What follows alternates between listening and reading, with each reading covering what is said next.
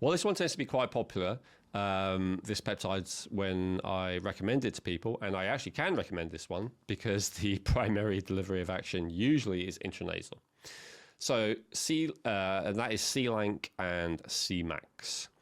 So C-Lank and C-Max are very similar in a lot of ways. They're, for simplicity's sake, brain boosting compounds, both of them. They help with learning, they help with regrowing brain cells, they help with cognition, they help with focus. They're both fantastic. The difference is C-Max has an energizing quality to it, energizing for the brain and body.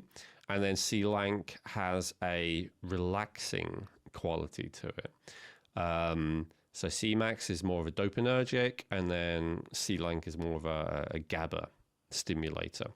So I really like to have, first thing in the morning, a little sniff of C-Max, get me going, and then maybe in the evening, a little sniff of C-Lank to calm me down.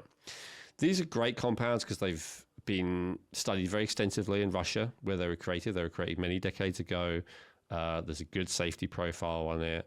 The side effects seem to be non-existent from what I've seen and any of the literature that's been translated anyway. It just seems to be a really safe, really effective compound. Now, when I say really safe, I would put C-Max as a stimulant, maybe not as effective as, say, coffee, but I would consider it to be much safer.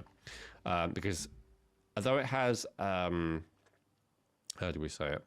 Though it has some kind of stimulatory effect, I find it's not a real stimulant, because what characterizes a stimulant to me is that it has a peak and then a crash.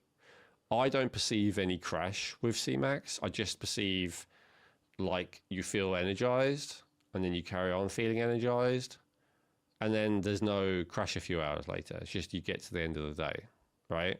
And there's also, you don't feel jittery at the end of the day because you're still overstimulated. That may happen with different genuine stimulants. So it's stimulating, but I wouldn't call it a stimulant. And so for that reason, I mean, if you're really exhausted, you may not find it energizing enough.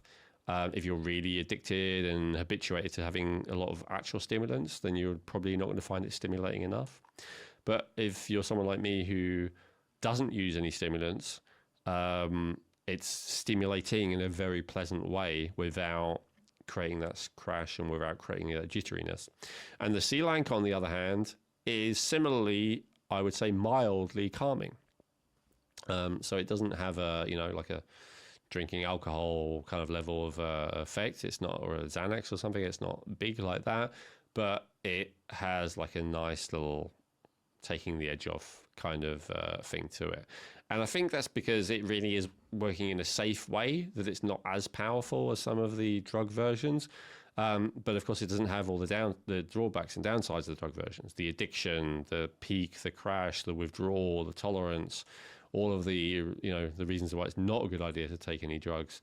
C-Lank and C-Max doesn't have, and I have tested that out. I've tried having periods with it, stopped, no withdrawal.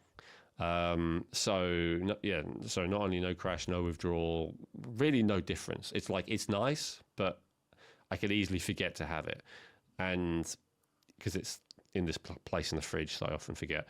You don't forget to take things that are addictive, right? So I think there's no addictive quality. It's got a nice beneficial quality. And other than that, yeah, as I said, brain healing, help BDNF, nerve growth factor, growing new brain cells, all of that awesome stuff.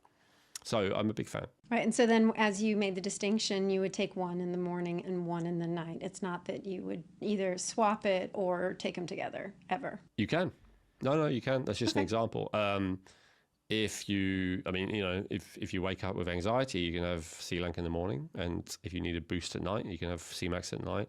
And you can do them together if you just want to help your cognition in general and you don't want to be stimulated or relaxed. You can actually have both to kind of cancel each other out.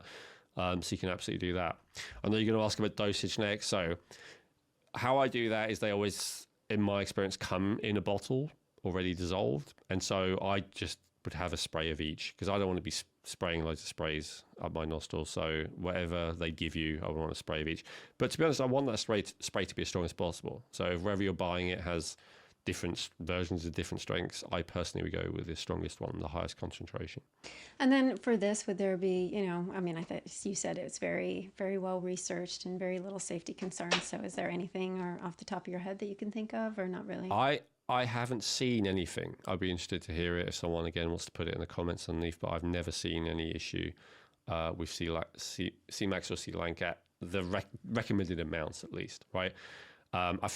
I don't know what would happen if you did like a whole bottle worth in one go or something. But again, as I said, because it's always dissolved in the bottles and so much you can get in those at one time. So yeah, and we're not asking you to try that. That's not a recommendation. We don't need that feedback. Thank you.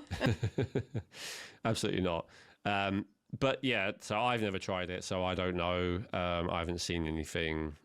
But yeah, if you just stick with the amount that is recommended, it seems extremely safe.